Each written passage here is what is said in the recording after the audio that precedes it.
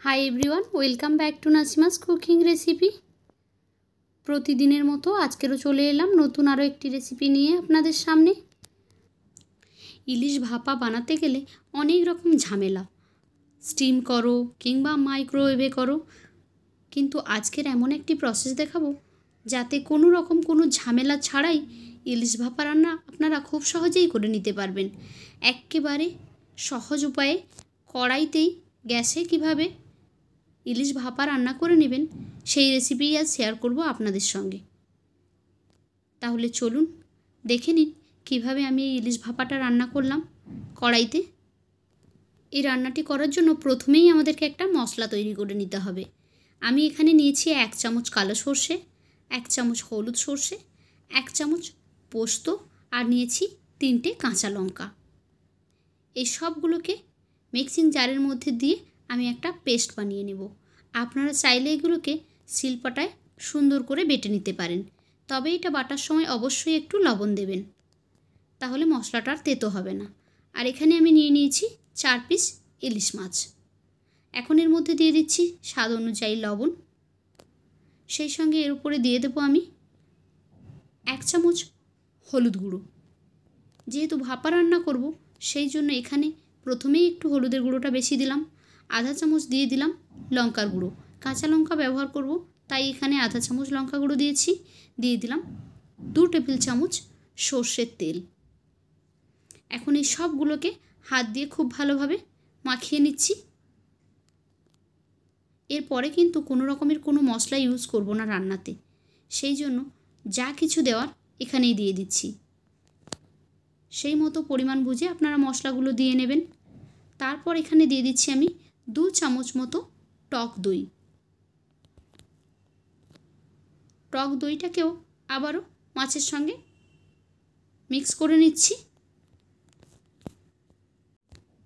আমি এখানে কোনো পেঁয়াজ রসুন বা আদা কিছুই ইউজ করব না। ইলিশ মাছ একটু কম মশলায় রান্না করলেই ভালো লাগে। তারপর এখানে যে কাঁচা লঙ্কা আর সর্ষে পোস্তর পেস্ট বানিয়েছিলাম সেটা দিয়ে দিলাম। এখন এই সবগুলোকে কিছুক্ষণের জন্য ম্যারিনেট করতে দিয়ে দেবো। হাতে সময় থাকলে আধ ঘন্টা মতো ম্যারিনেট করে নেবেন। তারপর আমি একটি কড়াইয়ের মধ্যে এই পুরো মিক্সচার সহ মাছগুলোকে ঢেলে দিলাম। এখন বাটিটা ধুয়ে একটু জল দিয়ে দিলাম। তারপর গ্যাসটা অন করে দেব। পরিমাণ মতো জল আপনারা দিয়ে দেবেন, সেদ্ধ হতে যতটুকু সময় লাগে আর গ্রেভি রাখতে যতটা জল লাগে ততটুকুই এখানে আপনারা ইউজ করবেন। এখন এটাকে আমি ঢেকে রান্না করতে দিয়ে দেব 5 থেকে 6 মিনিট। ফিরে আসছি 5-6 মিনিট পরে। 5 মিনিট মতো পরে আমি ফিরে এলাম। এখন মাছগুলোকে একটা সাইড উল্টে দিচ্ছি। একটা সাইড খুব ভালোভাবে হয়ে গেছে, আর একটা সাইড এখানে উল্টে দিলাম। উল্টে দেওয়ার পর অবশ্যই আপনারা একবার এখানে লবণটা চেক করে নেবেন, যদি প্রয়োজন হয় তাহলে দিয়ে দেবেন। এখন এটাকে আমি আবারও ঢেকে রান্না করতে দিয়ে দেবো 5-6 মিনিট।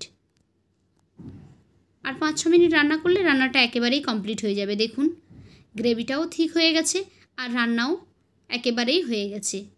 তো কতটা সহজ বানানো দেখলেন তো এই ইলিশ ভাপা রেসিপি। বানানোটা খুব সহজ হলেও খেতে কিন্তু অসাধারণ টেস্ট। আপনারা একবার অবশ্যই চেষ্টা করবেন এটি বাড়িতে বানিয়ে নেওয়ার। আর সবশেষে দিয়ে দিলাম এতে 1/2 টিস্পুন মতো সর্ষে তেল। আপনারা চাইলে এটা স্কিপ করতে পারেন, তবে আমার ভীষণ ভালো লাগে একদম ইলিশ মাছের শেষ পাতে এই সর্ষে তেলটা দিলে এর একটা কড়া ফ্লেভার আসে, সেটা খুব ভালো লাগে। তো হয়ে গেল আমাদের ইলিশ ভাপা। তো আজকের রেসিপি কেমন লাগলো যদি ভালো লেগে থাকে তাহলে একটি লাইক করে দেবেন।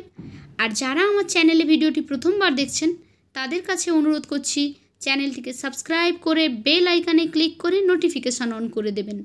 তাহলে যখনই আমি কোনো নতুন ভিডিও আপলোড করব সেই ভিডিওর নোটিফিকেশান পৌঁছে যাবে সবার আগে আপনাদের ফোনে। তো আজকের মতো এই পর্যন্ত। ফিরে আসবো আগামীকাল নতুন আরও একটি ভিডিও নিয়ে। ততক্ষণ সবাই ভালো থাকুন, সুস্থ থাকুন। Bye bye.